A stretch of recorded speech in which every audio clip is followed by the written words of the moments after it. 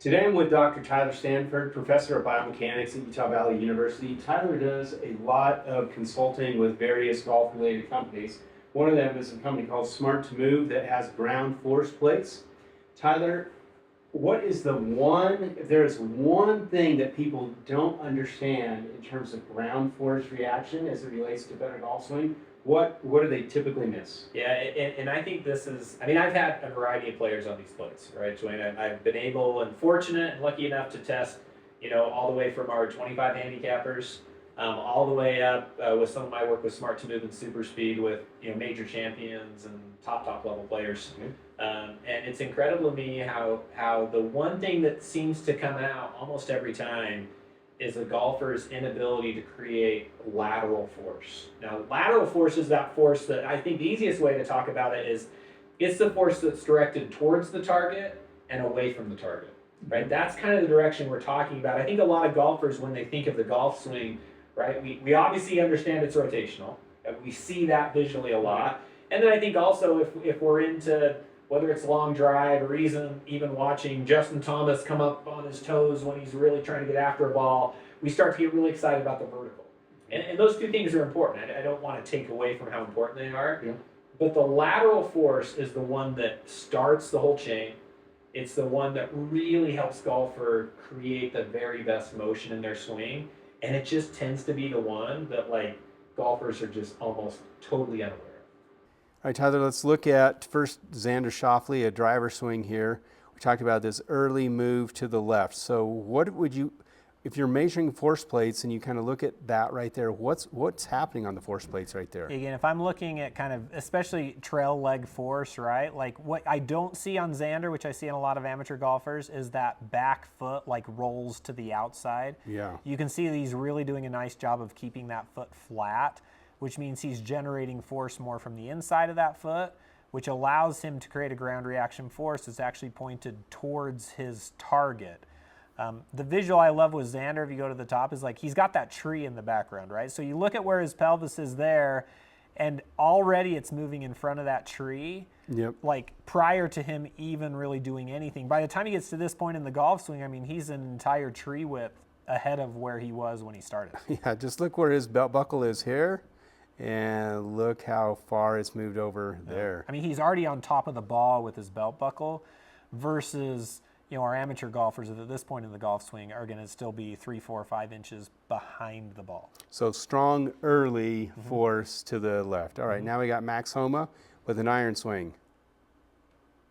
And we're seeing, again, you're not rolling to the outside of the right foot because that wouldn't let you get any energy going to the lead side. Yep, and again, it's like we said, force is creating this motion. It creates these accelerations. So the only way that Max and Xander can create that forward acceleration is with a really strong, early lateral force that's pointed towards the target, which remember, is the ground reaction force coming from Max and Xander pushing really hard away from the target with that trail leg. Yep, so you can see that acceleration before his arms are really firing. He's already moved, that center point of the pelvis has moved many, many inches here towards the lead leg, and now the spine is set into a position that he can do a very smooth rotation coming through. Yep, and this is where I kind of talk about this idea of understanding that move is forward and not a dive down and you're trying to get things moving forward. Yeah. Lateral. Get to that lead side early, so you don't roll the right foot. Right, the right foot is very stable. It's pushing towards the target, accelerates the center of mass of the body towards that lead side, and now once you're in that position, now you can rotate the arms and of course the pelvis and the arms through the impact. So early left. Or early lead side force. Good golfers do it. You should do it too. As you look at the sequence, then you first want to be feeling lateral before the rotation and before the vertical. Correct? For sure, yeah. And you talk about this idea of kind of getting stuck on the right side. And so if I'm taking my stance here, right, and I'm thinking, okay, I know I've got to weight shift, right? I've got to load into this right side. And what you really need to understand is the load's just not about a push down.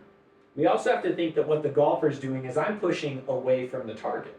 Okay, and we think in ground reaction force, it's always backwards and can be confusing because if I'm pushing down and away from the target, my ground reaction force vector is going to point up and towards the target. Well, what does a ground reaction force vector do that's pointed towards the target? Accelerates me. Exactly, it accelerates me towards the target. That's the best way to get out of your right side, is to just create more lateral force. When you go to load into that trail leg, loading early, loading in big amounts, and not just pushing down, but pushing that really nice away from the target.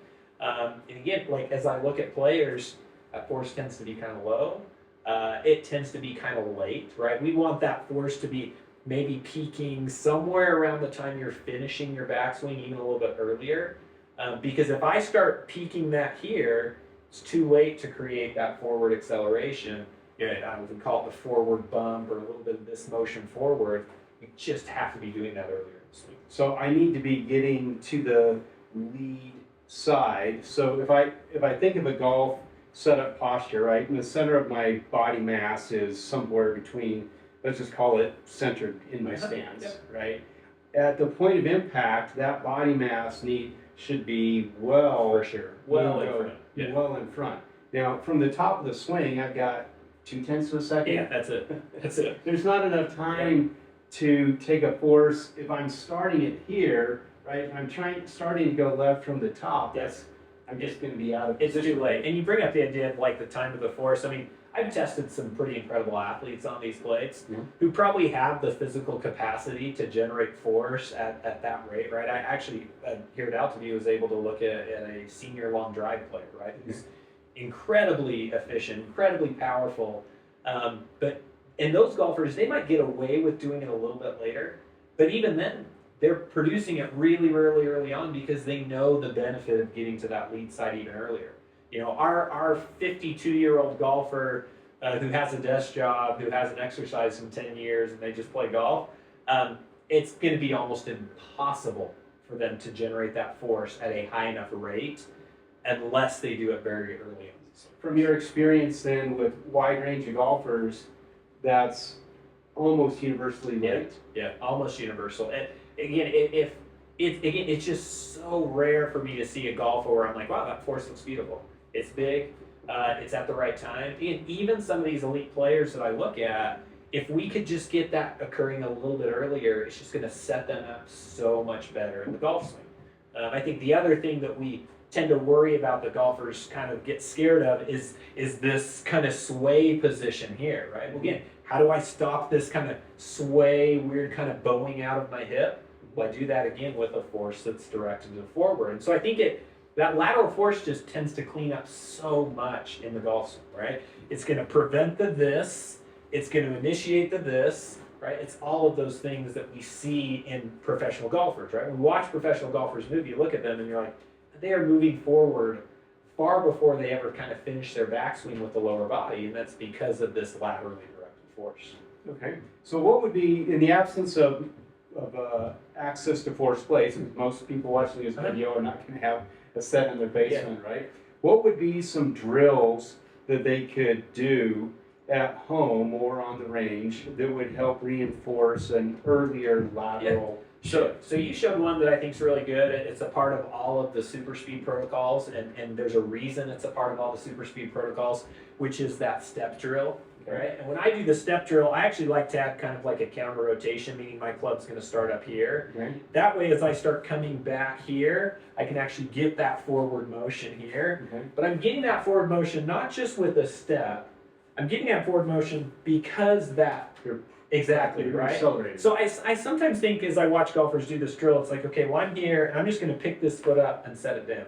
What I really want them to be doing is thinking about pushing from that trail leg, getting that movement forward before they finish the swing, and then whipping everything down forward. That can be a really good one.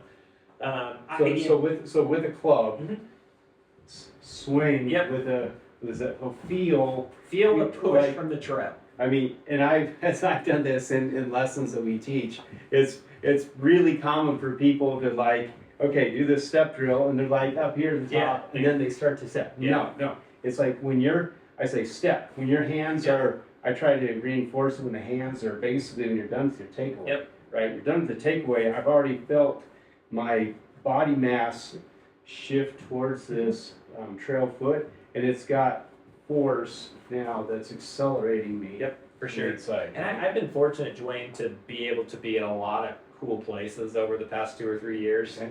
With a lot of incredible golf instructors looking at the things they do. And I was actually at an event out in Virginia with John Eisman, who has an academy out there that does some phenomenal stuff, utilizes force.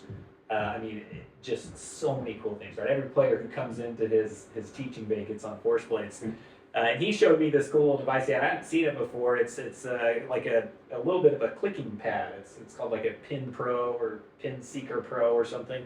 And it's an auditory feedback. And so him and I were kind of talking about this idea of you get these golfers here and you want to feel that kind of push forward a little bit early.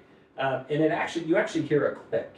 And him and I were kind of talking about it. He said it's incredible. He'll kind of teach golfers and he'll be like, okay, when you're here, I want to hear the click. And they're like, that early? Like, yes, that early, right? You've got to kind of push in. And so there's a lot of really cool devices. That's kind of a cool one that has that auditory feedback.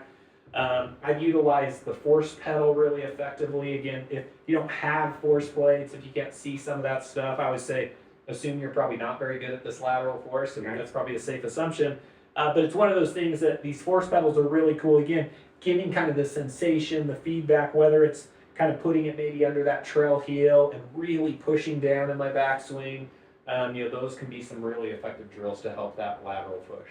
Okay, so short story is most golfers are way late, okay, without force plates, doing a stepping, a stepping drill, getting just something that you press down early on the lead side, whether it's auditory feedback, the force pedals like little silicone little wedge that you feel right there. The earlier you do that, it's typically you've never seen anybody do it too early. Yeah, no, I've heard of these people. I've never actually seen You've never them. seen It's one. like those unicorns out there. And you said one thing, Dwayne, that actually I think is important to recognize too. We talk about this idea of pushing down with the lead. And this is not shockingly, even with all my data and all my technology, this is a force that I struggle with in my own game.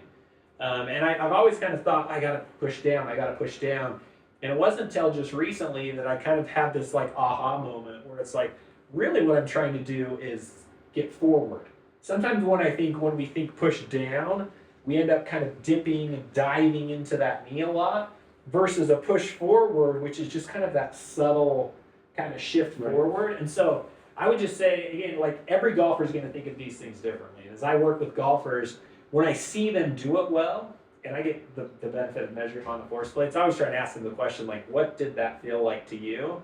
They might come up with the most ridiculous thing in the entire world. Okay. And I might say, okay, well, think about slipping on a banana peel every time you're hitting a golf ball, right? Whatever it might be. For me, it was just, it's more of a forward shift than a downward push. That's really helped me kind of unlock that. Very, very good. All right, so a great drill that you can do at home, start with your feet together. Basically, the hands are here in the swing. Feel lateral, and like Tyler just said, don't change your spine tilt. Right. Make sure you maintain that spine tilt as you get that shift. As you do that shift, you can't do it early enough. You can't do it. You can't overdo it. And if you're starting to shift just in your hands at the top, you're late, and it impacts your ability to do the other great ground reaction. Ground reaction forces. So commit this year, earlier, stronger shift to the lead side.